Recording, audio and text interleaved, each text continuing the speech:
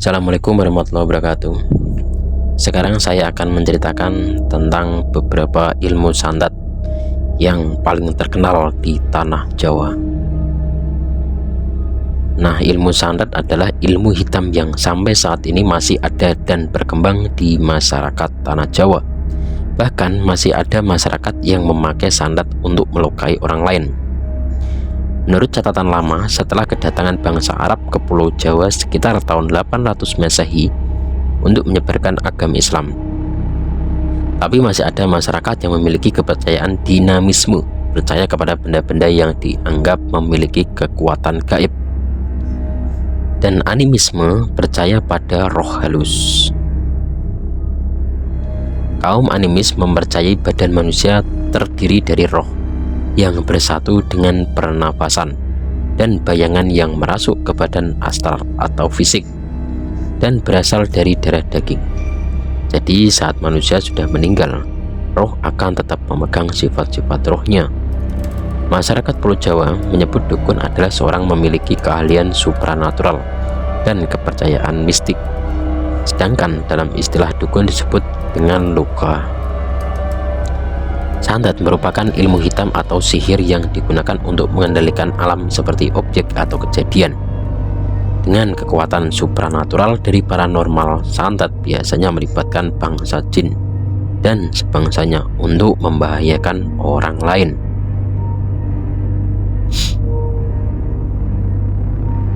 Tak jarang, santet juga merugikan penggunanya sendiri. Berikut adalah macam-macam santet yang paling terkenal di tanah Jawa.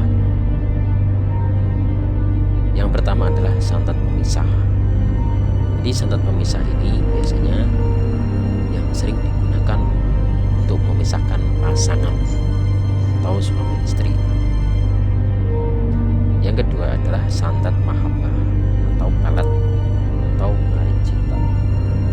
Jadi biasanya santet yang mahabbah ini biasanya dilakukan oleh orang-orang yang kadang merasakan sakit hati atau cintanya yang ditolak. Santet tahayul. Santet tahayul biasanya sering digunakan oleh orang-orang yang memang niatnya biasanya bukan untuk menyakiti, tapi biasanya korbannya akan merasakan seperti melamun itu. Jadi sering sekali melamun. Yang keempat adalah santet pembuat kelesuan. Nah, biasanya korbannya biasanya sering lesu, jadi malas, mau kemana-mana malas, mau kerja, mau apapun biasanya malas. Nah, yang kelima adalah santet suara panggilan.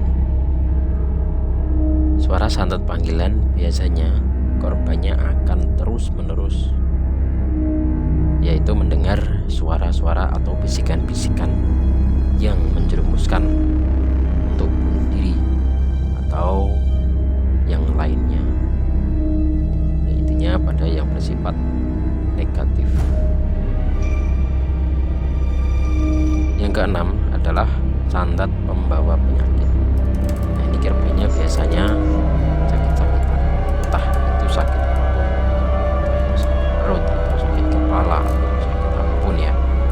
Itu memang biasanya sakitnya ini tiba-tiba aja, dan kadang memang ada hari-hari tertentu saja, jadi kadang tidak setiap hari sakitnya. Yang ketujuh adalah santet pendarahan. Nah, ini biasanya korbannya memang tetap sakit, tapi dia itu pendarahan keluar dari mulut, dari hidung, dan dari belakang. Nah, ini biasanya dilakukan oleh orang-orang yang mungkin sakit hati atau yang lainnya ya. Nah, santet yang ke-8 adalah santet penghalang pernikahan.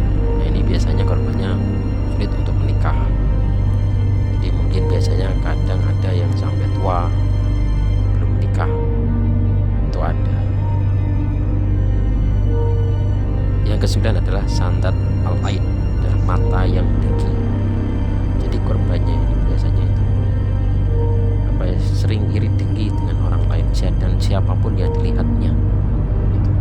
Jadi mereka nanti akan sering bermusuhan, jadi korbannya akan sering dapat musuh ya, karena dia merasa iri dan dengki itu tadi dengan siapapun.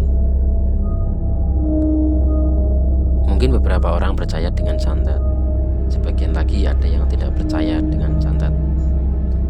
Namun dalam ajaran agama Islam, santet bisa dibuktikan dengan alat bukti sebagai berikut. Yang pertama adalah alat bukti tulisan. Yang kedua adalah kesaksian. Yang ketiga, korina atau petunjuk persangkaan. Yang keempat adalah pengakuan. Yang kelima adalah alat bukti yamin. Yang keenam adalah alat bukti penolakan sumpah atau nukul. Yang ketujuh adalah alat bukti pengetahuan hakim. Yang kedelapan adalah alat bukti pemeriksaan setempat. Sebenarnya santet memiliki sumber kesaktian atau bala bantuan agar tujuannya dapat berhasil, seperti makhluk halus atau jin, demit dan lainnya. Penggunaan jimat, sihir atau black magic biasa disebut dengan istilah perewangan. Nah, ini perewangan ini biasanya yang di kampung-kampung itu banyak memakai perewangan itu ya. Nah, terdapat juga perbedaan ilmu yang biasa digunakan untuk menyantet. Itu ilmu hitam atau black magic adalah jenis ilmu sihir untuk mengendalikan suatu kejadian atau objek atau orang dan fenomena lain secara mistis atau supranatural.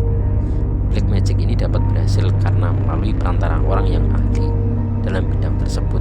Tujuannya untuk membahayakan orang lain dengan berbagai cara yang sangat keji.